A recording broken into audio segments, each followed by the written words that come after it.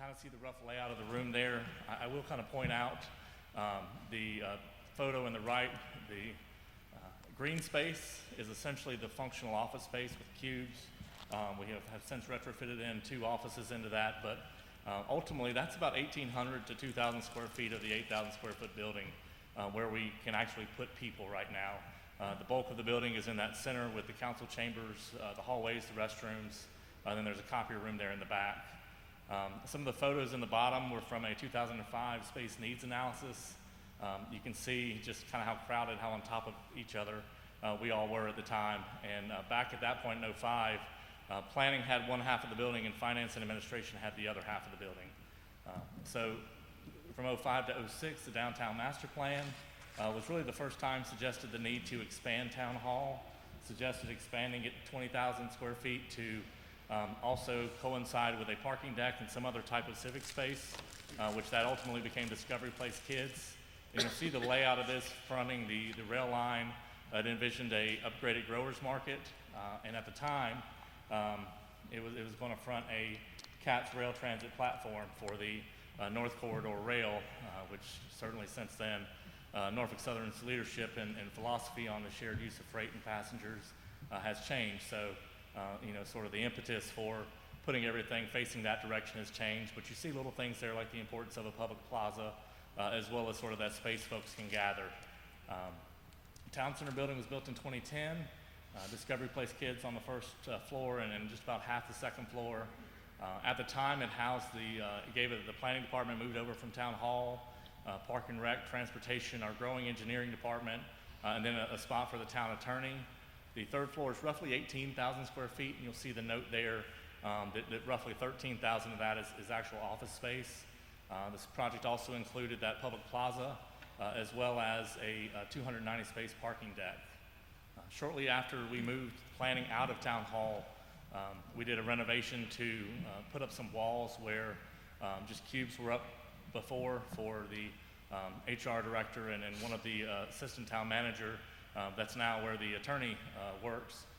But ultimately, we spread 8 to 10 people from one side to the 2 sides of the building. We've got about 10 to 11, maybe 12 workspaces between those 2 sides. An office was created out of one of the conference rooms.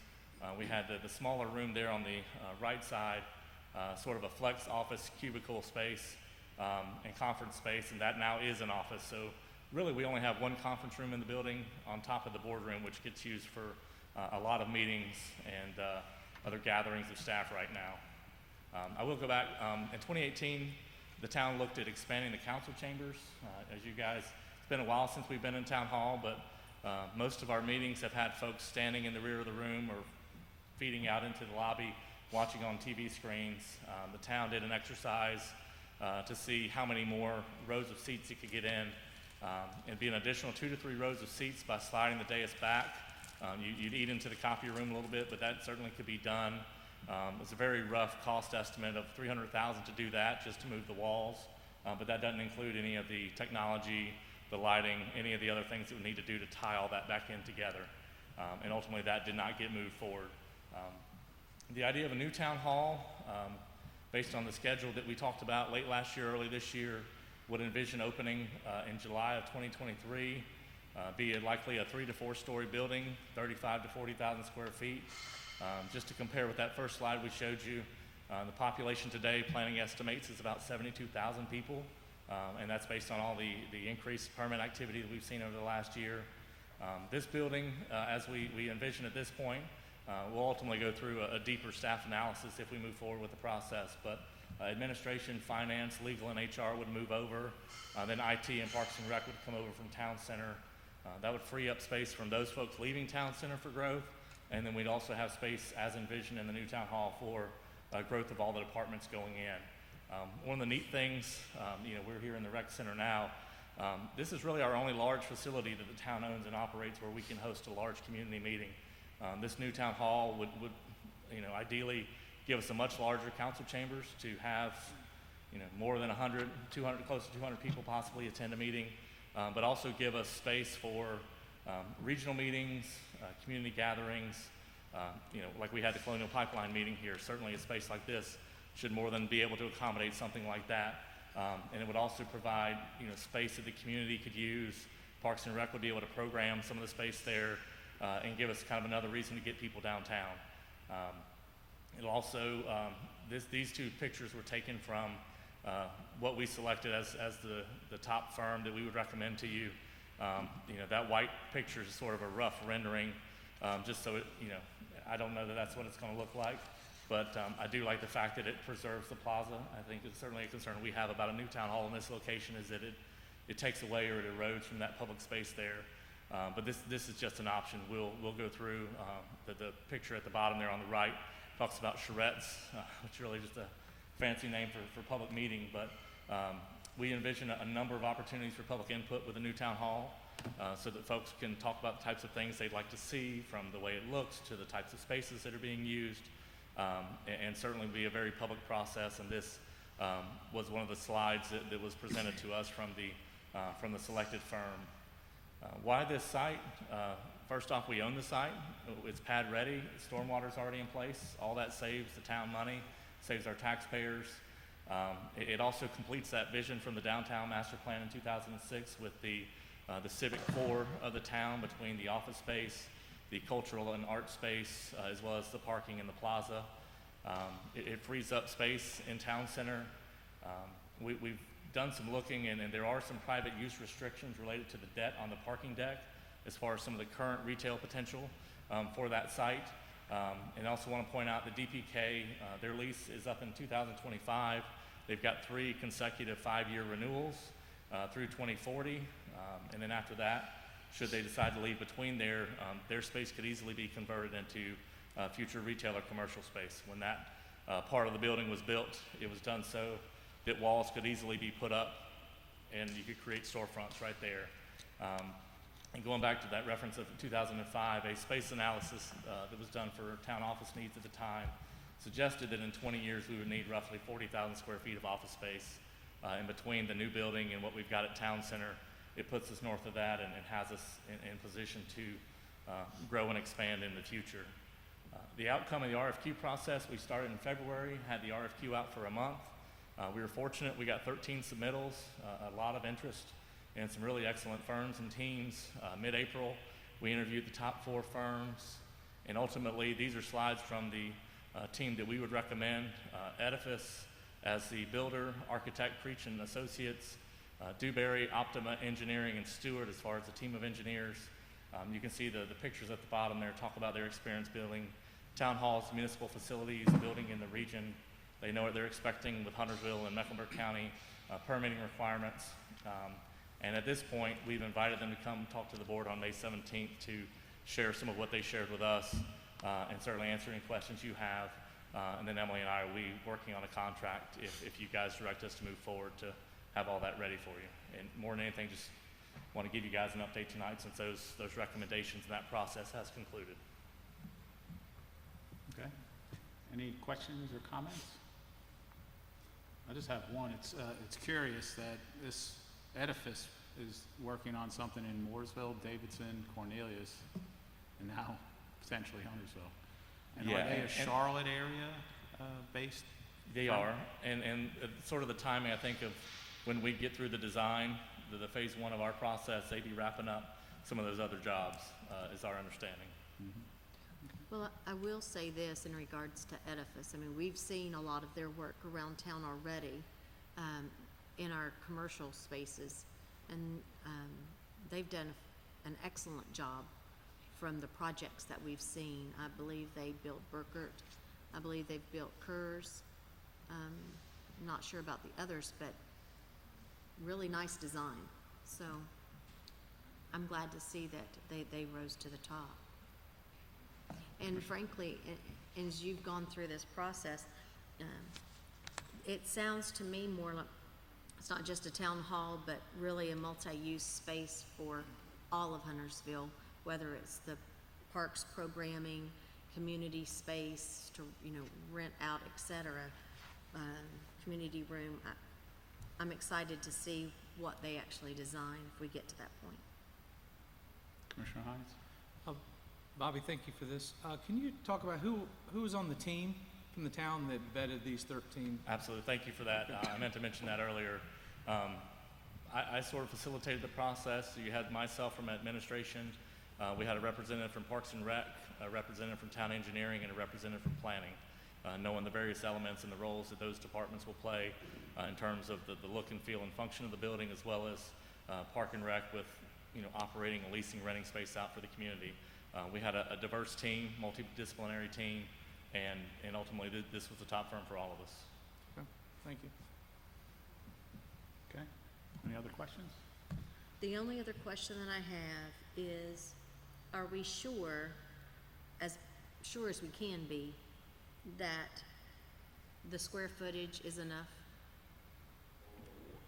I never say we're sure. Part of this process, the way it's been outlined to us, Creech and Associates, who the town has worked with in various capacities when they were Narmer Wright Creech to now Creech and Associates, they've got a pretty elaborate process for talking with staff to understand future staffing needs, and certainly back in 2005, I don't think we anticipated bringing land development in-house, and some of those things had changed. So that's good for us just to know that there are going to be some things we don't foresee in the future, but there will be a process with our staff to inform and speak to future needs and help us try to plan and program not only what we have here, but hopefully what we can free up in Town Center. So you had a slide, I don't know if it was one or two back, and it said in two, right, I think it was right there. Go forward one. 2005, it said a 20-year projection of 40,000 square feet, and this would be 40,000 plus the town center. Correct. Right? Correct. So, And certainly since 2005, now we have COVID and there's additional space requirements for that. We certainly have experienced that within Town Hall of adding some parts to cubes and things like that. So that may, obviously need to be adjusted in real time. okay, thank you. Okay, all right. Thank you. Mayor. We'll look forward to seeing them. Are they definitely coming in 2 weeks? Yes, they've been Okay. invited. All right, sounds good. Mayor, I think Stacy may have had a question. Could we load that on the town's website, the presentation you just gave us, and can you send it to us? Absolutely. I don't want to send it to a picture. Absolutely.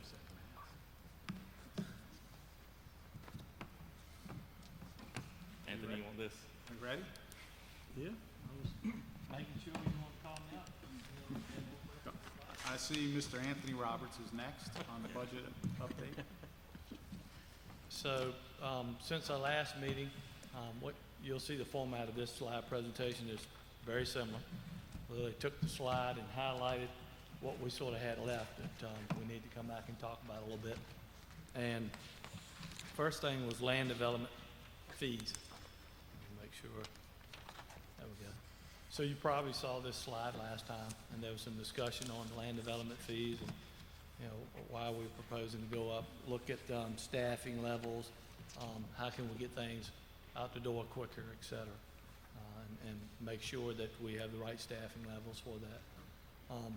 The land development fees, we still will recommend, you'll see in the manager's recommended budget, is to increase those land development fees. We're proposing to increase 9 out of the 65 sort of what I'd say line items in the land development fees.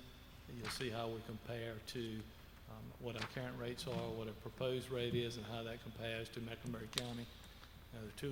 The goals, as I recall, when we were bringing Louisa in-house was to obviously provide a better service, one, two, to make sure we recoup our costs on that, and I guess third, stay under Mecklenburg County's fees is kind of what I took from all that when I came on board. And when we went back to look at this, talked to Stephen and Kevin and Jack, folks are comfortable with the fees that we had before you, and we need to continue to look at that. Next year we'll look at it. Obviously, no one would have ever guessed that permits would have been as crazy as it is right now with COVID. I would have bet you probably any amount of money that wouldn't have been, and I would have been wrong. It's just crazy how permits have been. Even the last 3 months, what we looked at is actually higher than what it was in the previous year. So it's still going crazy. And what you'll see, I'm gonna come back to that. From a personnel side of things, what's in red is what we're proposing from what you new from what you saw last time. We're looking to add a second planner, a planner one and a planner two, and also a plan reviewer in the engineering department. Right now, in plan review, we have Ben Brill doing some plan review, and we have Mike McIntyre doing more of the stormwater side of things. So if one of those folks is out, this plan review would help sub in for them, and also give us a little capacity so that we can get stuff out of the door quicker. Same thing with the planner too. Hopefully get stuff out of the door quicker. We are, I think Jack and Stephen, and will tell you that in Swamp, it's taking us a little more time to get things out the door and respond to the public needs out there. So with those fee increases, we're also adding these additional people. And then the last thing on that list, and then we'll just open up the general question, last thing on that list that I recall is the solid waste fees. We were talking about increasing the solid waste fees, and we're around that $25 increase on top of what we were proposing. 84 was what the current fee was, and they were talking about increasing it roughly $25 to $109. And my understanding is when this started back when we got into trying to recoup some of the costs related to that, we were around the 50% mark. So if we raise it to 109, that will cover about 51% of that. And the revenue generated from that is $2.1 million. So roughly the garbage fee, the sanitation fee per year is about close to 4.2 is what it is. We'll be recouping 51% of that. And that was the only slides that I brought back based on the feedback that I got from the board at the last workshop. You'll see more of this as we go through the manager's recommended budget. You'll see a lot of this in the manager's recommended budget. You'll see it at the public hearing. And obviously, ultimately, when you get ready to potentially adopt the budget. So let's just do the land development fee proposal first. This is what you've incorporated already in the budget, so you want the board right now to say, this is good, or we're accepting this, or we need to tweak it, or? Well, you'll see it in the manager's recommended budget tonight. So there's time, obviously, if you think more about this and you say, Anthony, we don't like that, or you hear from the public, the public hearing, we don't like that, we need to make some changes. But any guidance would be helpful if, Commissioner Hines? So with the additional 2 people that was on the next slide, did these fees reflect the additional staffing, or you feel like these numbers are pretty accurate? we will be dipping into, I think right now what we're proposing, we'll be dipping into our land development fee fund balance by about 60,000, roughly 60,000. We'll reassess that next year to kind of see, because I don't know how many, we got to make, assumptions of how many permits we're going to be dealing with, et cetera. So we'll look at that again next year and see, how close are we to that? Do we need to adjust up some more? Are we good where we are? But we are proposing to dip into what I'd say, Louisa fund balance by about 60. And what is that balance currently? What's the balance now? $500,000, 470, 470,000. So about 69,000, 69,000 we're proposing to dip in it. But we, when we took over Louisa, obviously we brought some of that back with us too. When things are low, you dip into that. Things are high, hopefully we even out. Right. One last question. I know last time, our staff is extremely busy. That's why we need these additional positions. I'd asked the question, we got 65 land development fees. I asked before, do we have any expedite fees? Were there any conversations on that? I think it'd be very difficult to do with our current staffing, any with the additional positions, but just kind of curious if that was a conversation. Yeah, we did have some discussions on that, and Stephen or Jack may be a comment too, but we had some discussions on that. If we were probably to do that, we'd probably look at maybe hiring that outside to do that. You guys have any feedback, Jack or Stephen, on that? You agree with that analysis? We would look at hiring that out to potentially do that. We just need to see, we'd have to set some policy around that or some guidelines around that if we do that. Would that be something that we could have continue further conversations on, if that could really help the staff at least get a little bit less unburied? Yeah, we can, what we'll need to do is do a little more homework around that to see what would that look like. Typically what happens and what I've seen before is, let's say we do a expedited review fee. Typically, whoever we'd hire out, the firms, we'd probably have a list of firms, whoever we'd hire to do that, ultimately that would be the fee that you would pay. If it costs $1,000, that firm charges $1,000 to do it, and that, fits the mold, then that's ultimately would be like a pass-through cost. But we need to do some more homework to bring that back for the board to consider. Okay, thank you. Any other questions, comments about the land development fee? Okay, well, I guess that's good. Now we go to garbage. Solid waste. Solid waste. Tipping fee is up. Yeah. I know there was a lot of discussion a few weeks ago. You can imagine there are more homes coming, Mhm. tipping fees, gas prices fluctuate, those are passed through. So all those things are passed through, but. So this will be something obviously that we looked at every year, and you can, as we discussed last time, I know there was some discussion, can we get to the break even? But as I said a few weeks ago, I don't even know, was it 2 weeks ago, 4 weeks ago? This is what you can control for this year. So I don't know if there's a consensus on this number or, Quick question. yeah. It says town would cover approximately 51% of budgeted costs with a $109 fee. I may be mistaken in my memory, but I seem to remember that our current fee $84 and our cost was $188. Am I way off on that number? All right, so how did we come up 51%? Can you explain the math behind 51% of budgeted costs? Yeah, I think the last fee we had up there was what, about 180, 184, 188. 188 would cover our current, our most recent year's bill.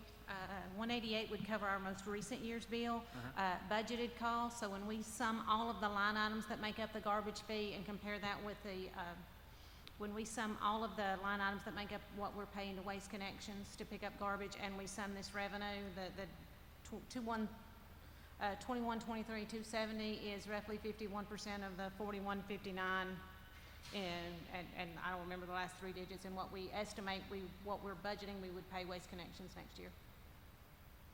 Okay, because I guess what I'm looking for is that 188 number is not necessarily the whole cost of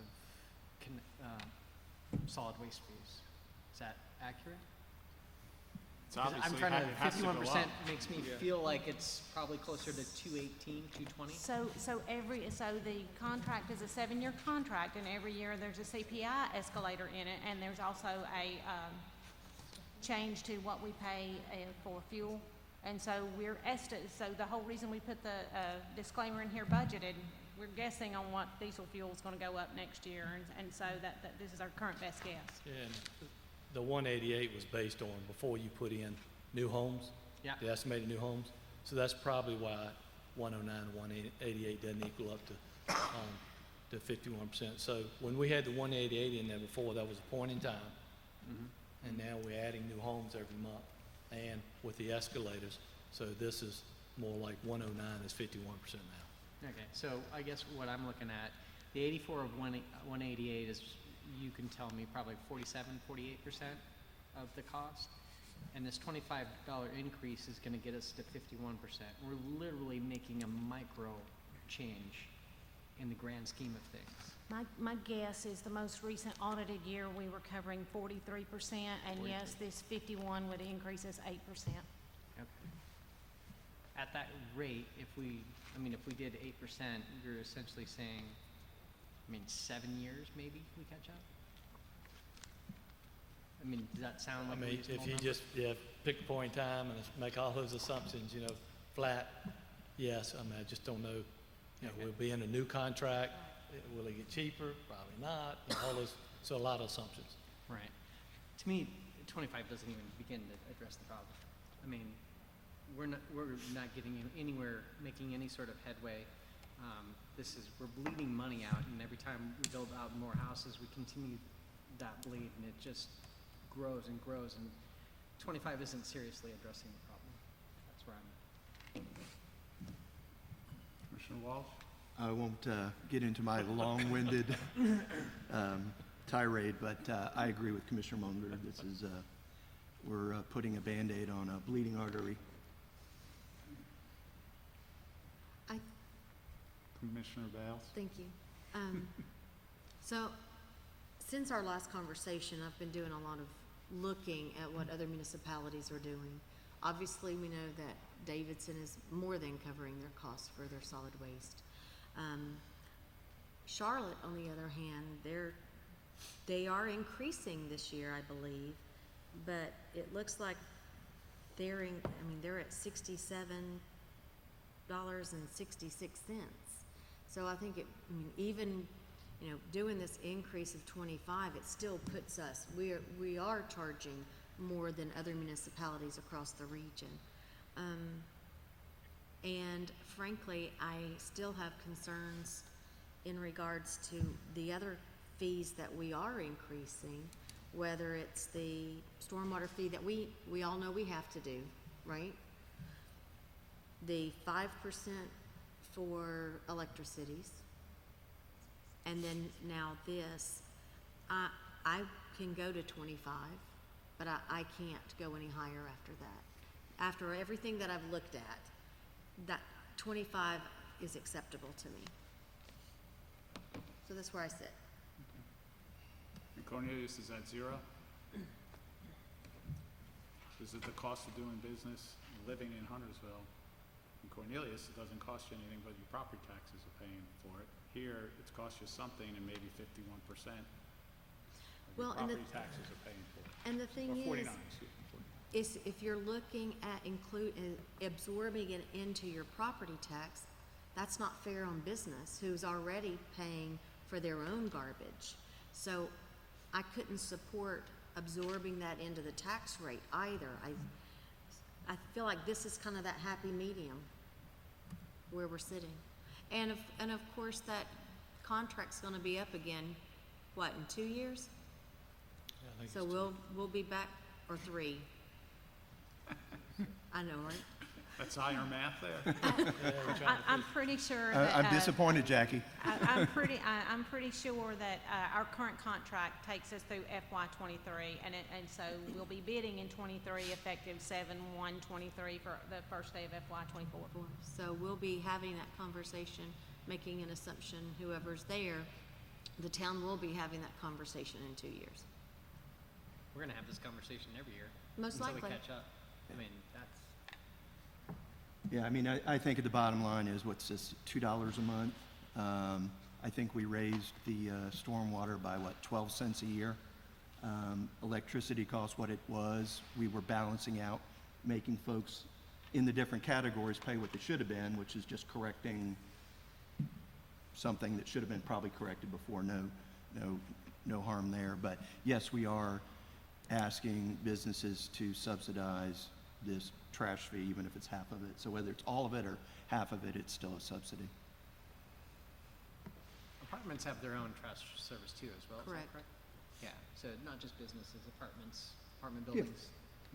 Yeah.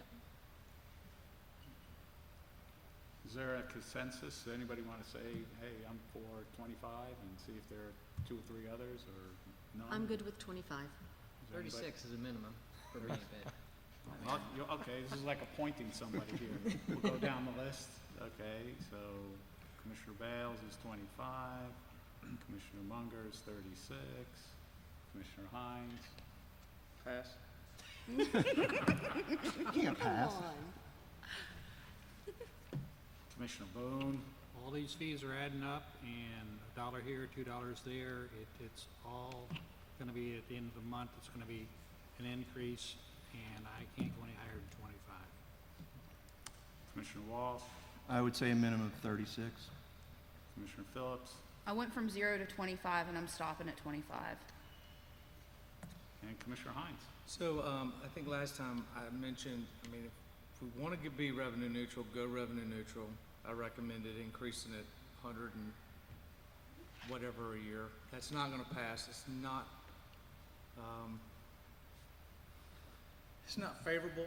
So I think what I'm hearing today is 25 is what the majority is, and I'd be fine going to 25. At least we're making some movement. I don't think we can get a consensus any other way, so I think, I'll just say 25. I do think, on the record, we should go revenue neutral this year, but rip the Band-Aid off once and for all. But I know it won't happen.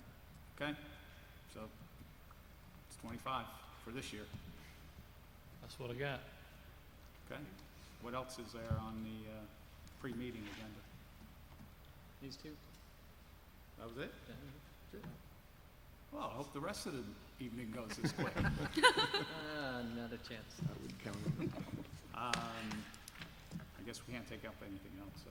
Nope. All right, sounds good.